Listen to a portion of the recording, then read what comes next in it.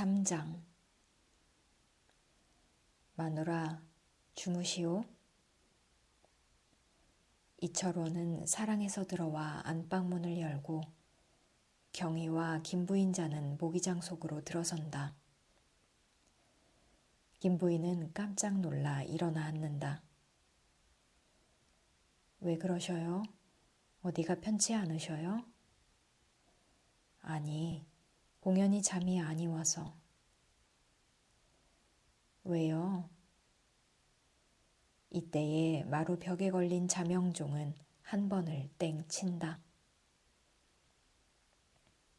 드러누워서 곰곰 생각을 하다가 마누라하고 의논을 하러 들어왔소. 무얼이요? 경희의 혼인일 말이오. 도무지 걱정이 되어 잠이 와야지. 나역 그래요. 이번 온천은 꼭 놓치지를 말고 해야지 그만한 곳 없소. 그 신랑 아버지 되는 자하고 난 전부터 익숙히 아는 터이니까 다시 알아볼 것도 없고 당자도 그만하면 쓰지 별 아이 어디 있나. 장자이니까 그 많은 재산 다 상속될 터이고 또 경희는 그런 대갓집 맏며느리감이지. 글쎄 나도 그만한 혼처가 없는 줄 알지만은 제가 그렇게 10길이나 뛰고 싫다는 것을 어떻게 한단 말이오. 그렇게 싫다고 하는 것을 억제로 보내었다가 나중에 불길한 일이나 있으면 자식이라도 그 원망을 어떻게 듣잔 말이오. 아니, 불길할 일이 있을 까닭이 있나. 인품이 그만하겠다. 추수를 수천석 하겠다. 그만하면 고만이지. 그러면 어떻게 하잔 말이오. 계집애가 19살이 적소. 김부인은 잠잠히 있다. 이철호는 혀를 툭툭 차며 후회를 한다. 내가 잘못이지. 계집애를 일본까지 보내다니. 계집애가 시집가기를 싫다니 그런 망측한 일이 어디 있어. 남이 알까 보아 무섭지. 벌써 적합한 혼처를 몇 군데를 놓쳤으니 어떻게 하잔 말이야. 아이. 그러면 혼인을 언제로 하잔 말이오? 저만 대답하면 지금이라도 곧하지. 오늘도 제쪽 편지가 왔는데 이왕 계집애라도 그만치 가르쳐 놓았으니까 옛날처럼 부모끼리로 할 수는 없고 해서 벌써 사흘째 불러다가 타이르나 도무지 말을 들어 먹어야지. 계집년이 되지 못한 고집은 왜 그리 쉬운지. 신랑 삼촌은 기어이 조카 며느리를 삼아야겠다고 몇 번을 그러는지 모르는데. 그래, 무엇이라고 대답하셨소? 글쎄, 남이 부끄럽게 계집애더러 물어본다나 무엇이라나. 그렇지 않아도 큰 계집애를 일본까지 보냈느니 어떠니 하고 욕들을 하는데. 그래서 생각해 본다고 했지. 그러면 거기서는 기다리겠소, 그래? 그게 벌써 올 정월부터 말이 있던 것인데 동네집 시약심 있고 장가 못 간다더니. 아이, 그러면 속히 좌우간 결정을 내야겠는데 어떻게 하나. 저는 기어이 하던 공부를 마치기 전에는 죽어도 시집은 아니 가겠다 하는데. 그리고 더구나 그런 부잣집에 가서 치맛자랑 누리고 싶은 마음은 꿈에도 없다고 한다오. 그래서 제 동생 시집 갈 때도 제 것으로 해놓은 고운 옷은 모두 주었습니다. 비단 치마 속에 근심과 서름이 있느니라고 한다오. 그 말도 옳긴 옳아. 김부인은 자기도 남부럽지 않게 이제껏 부귀하게 살아왔으나 자기 남편이 젊었을 때 방탕하여서 속이 상하던 일과 철원 군수로 갔을 때도 첩이 두세씩 되어 남몰래 속이 썩던 생각을 하고 경희가 이런 말을 할 때마다 말은 아니하나 속으로 따는 네 말이 옳다 한 적이 많았다. 아이 아니꾼년. 그러기에 계집애를 가르치면 건방져서 못 쓴다는 말이야. 아직 철을 몰라 그렇지. 글쎄 그것도 그렇지 않소. 오죽 한 집에서 혼인을 거꾸로 한단 말이오. 김판사 집도 우리 집 내용을 다 아는 터이니까 혼인도 하자지. 누가 거꾸로 혼인한 집 시약씨를 데려가려겠소? 아니 이번에는 꼭 해야지. 부인의 말을 들으며 그럴듯하게 생각하던 이철호는 이 거꾸로 혼인한 생각을 하니 마음이 급작히 졸여진다. 그리고 생각할수록 이번 김판사집 혼처를 놓치면 다시는 그런 문벌 있고 재산 있는 혼처를 얻을 수가 없는 것 같다. 그래서 두말할 것 없이 이번 혼인은 강제로라도 시킬 결심이 일어난다. 이철호는 벌떡 일어선다. 계집애가 공부는 그렇게 해서 무엇해? 그만치 알았으면 그만이지. 일본은 누가 또 보내기는 하고 이번에는 무관내지. 기어이 그 혼처하고 해야지. 내일 또 한 번 불러다가 아니 듣거든 또 물을 것 없이 곧 해버려야지. 노기가 가득하다. 김 부인은 그렇게 하시오 라든지 마시오 라든지 무엇이라고 대답할 수가 없다. 다만 시름 없이 자기가 풍병으로 누울 때마다 경희를 시집 보내기 전에 돌아갈까 보아 아슬아슬하던 생각을 하며 나는 하나 남은 경희를 마저 내 생전에 시집을 보내놓아야 내가 죽어도 눈을 감겠는데 할 뿐이다.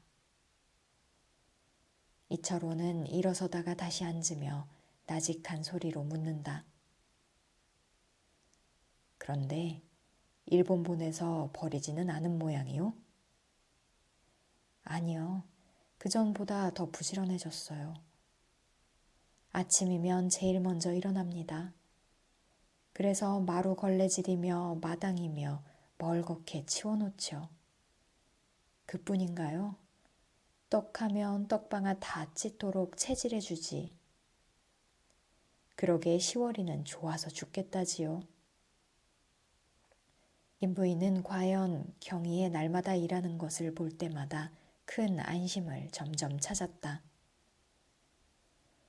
그것은 경희를 일본 보낸 후로는 남들이 비난할 때마다 입으로는 말을 아니하나 항상 마음으로 염려되는 것은 경희가 만일에 일본까지 공부를 갔다고 난채를 한다든지 공부한 위세로 사내같이 앉아서 먹자든지 하면 그 꼴을 어떻게 남이 부끄러워 보잔 말인고 하고 미상불 걱정이 된 것은 어머니 된 자의 딸을 사랑하는 자연한 정이라.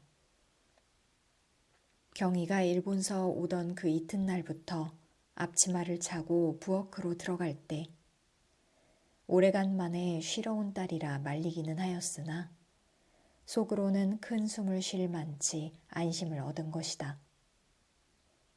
경희 가족은 누구나 다 아는 바와 같이 경희의 마루걸레질, 다락, 벽장 치움새는 전부터 유명하였다.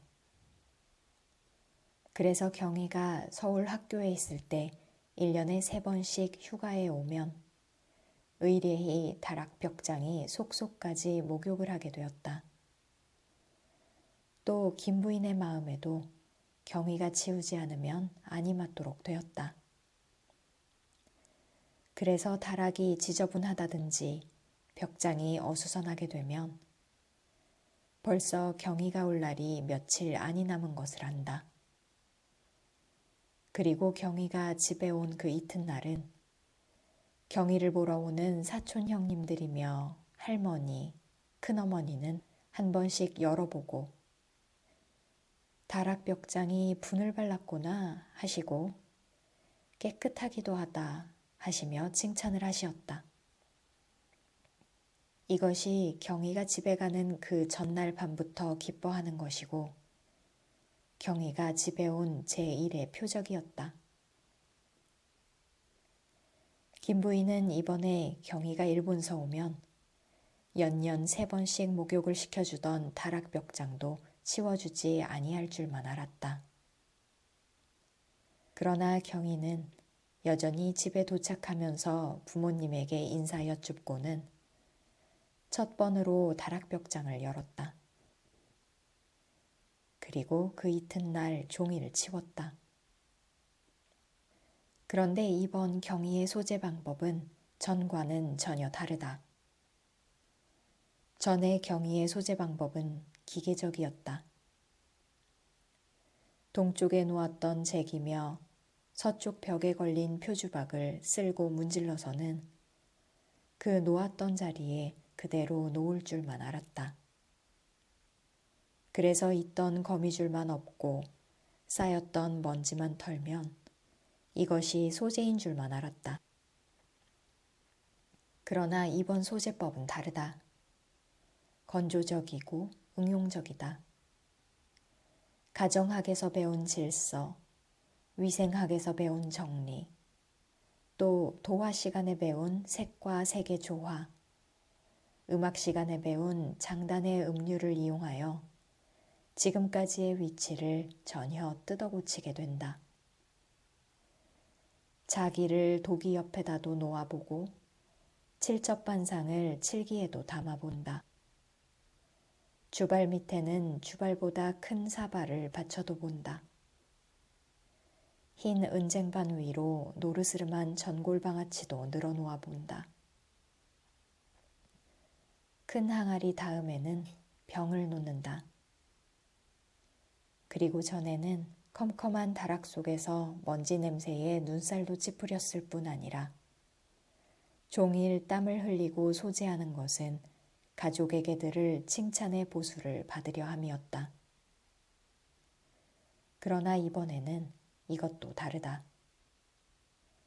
경희는 컴컴한 속에서 제 몸이 이리저리 운동케 하는 것이 여간 재미스럽게 생각지 않았다. 일부러 빗자루를 놓고 쥐똥을 집어 냄새도 맡아보았다. 그리고 경희가 종일 일하는 것은 아무 바라는 보수도 없다. 다만 제가 저 할 일을 하는 것밖에 아무것도 없다. 이렇게 경희의 일동일정의 내막에는 자각이 생기고 의식적으로 되는 동시에 외형으로 활동할 일은 때로 많아진다. 그래서 경희는 할 일이 많다. 만일 경희의 친한 동무가 있어서 경희의 할 일 중에 하나라도 해준다 하면 비록 그 물건이 경희의 손에 있다 하더라도 그것은 경희의 것이 아니라 동무의 것이다. 이러므로 경희가 좋은 것을 갖고 싶고 남보다 많이 갖고 싶을진데 경희의 힘으로 능히 할 만한 일은 행여나 털끝만한 일이라도 남더러 해달라고 할 것이 아니다. 조금이라도 남에게 빼앗길 것이 아니다. 아, 다행이다. 경희의 넓적다리에는 살이 쪘고 팔뚝은 굵다.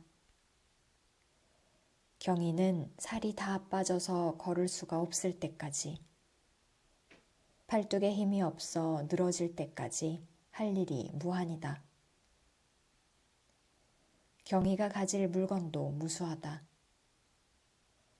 그러므로 낮잠을 한 번 자고 나면 그 시간자리가 완연히 턱이 난다. 종일 일을 하고 나면 경희는 반드시 조금씩 자라난다. 경희에 갖는 것은 하나씩 늘어간다. 경희는 이렇게 아침부터 저녁까지 얻기 위하여 자라갈 욕심으로 제 힘껏 일을 한다. 이철원도 자기 딸이 일하는 것을 날마다 본다. 또 속으로 기특하게도 여긴다. 그러나 이렇게 자기 부인에게 물어보는 것은 이철원도 역시 김부인과 같이 경희를 자기 아들의 권고에 못 이겨 일본까지 보내었으나 항상 버릴까 보아 염려되던 것은 사실이었다. 그러므로 오늘 저녁에 부부가 앉아서 혼처에 대한 걱정이라든지 그의 버릴까 보아 염려하던 것을 안심하는 부모의 애정은 그 두 얼굴에 띄운 웃음 속에 가득하다. 아무러한 지우며 형제며 효자인들 어찌 이 부모가 염려하시는 염려, 기뻐하시는 참 기쁨 같으리오. 이철호는 혼인하자고 할 곳이 없을까 보아 바짝 졸였던 마음이 조금 누그러졌다.